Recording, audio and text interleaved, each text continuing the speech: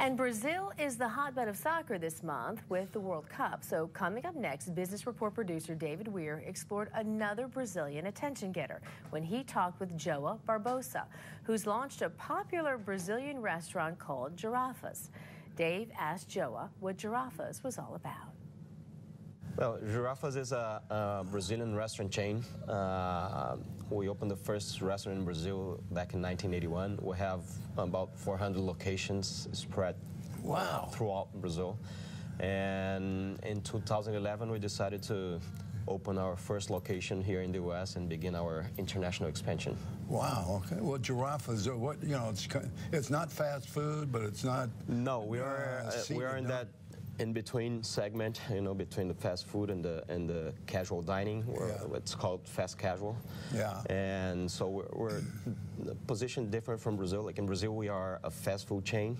Yeah. In Brazil, you go from fast food to casual dining. You don't have this segment in between. What's on the menu?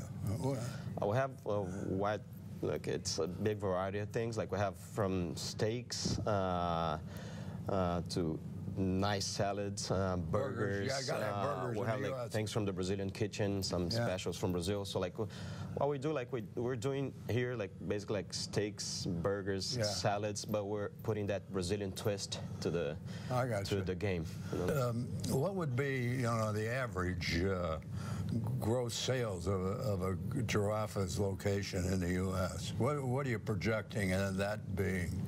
Now we're aiming something around at least $1.2 million per location a year.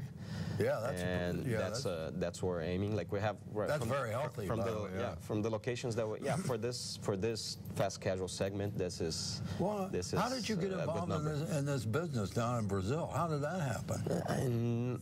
I'm an engineer. I graduated in 1994 as an engineer, but then I worked in for banks for 3 years, so I have a finance background. But in 1997, I co-founded a logistic company in Brazil focused on fast food chains, doing logistics, distribution. Food distributor, like one-stop shop. The restaurants buy everything from cleaning products, uniforms, all the poultry, dairy products, everything in one place. So we began with the company in 1997. Then in 1998, we began providing service for Giraffas in Brazil.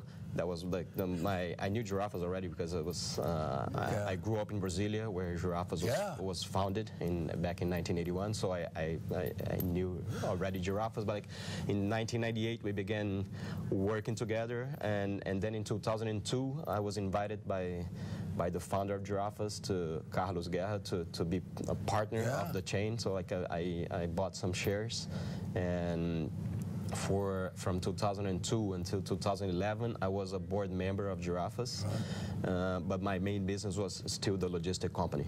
And then in 2011, I sold my shares of the logistic company, and I was planning to take a 9-month sabbatical, and then... Did you make a bundle on that day?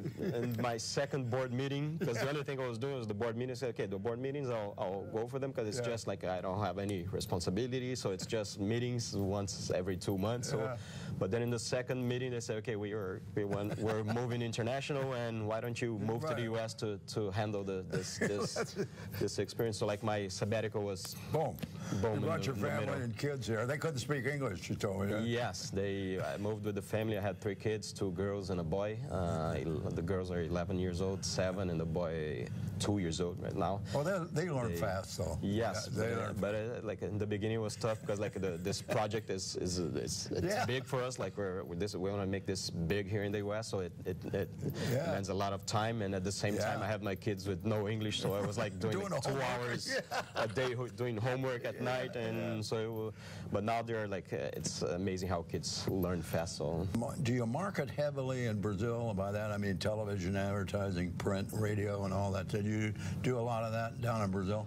We do, in Brazil with 400 restaurants, we have because on the franchise industry you have percentage for royalties that goes for the franchisor, and a percentage to create the marketing fund, the budget, and in Brazil we have a a 3% that over the sales of all the locations. But we have like 400 locations in Brazil. 3% of that sales, like it gives us some good money to go to TV. Here in the U.S., like as we're still beginning, like we have now we're gonna go for the 10th location. If you take like 3% of those net sales, it's still not enough to start like thinking heavy on TV or things like this.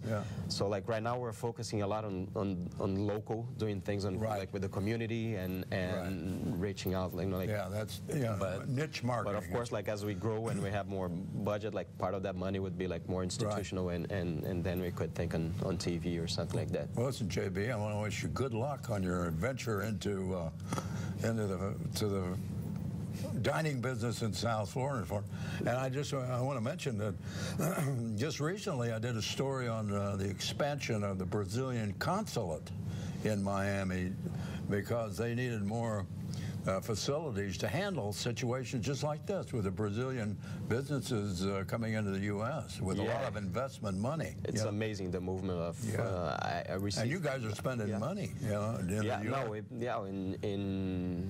In 3 years, we already invested like about $15 million. Yeah, I know, that's strong. Tonight, it's a coincidence, but like tonight, we're receiving from the Beacon Council down in Miami-Dade the award for foreign direct investment and creating jobs in the region. So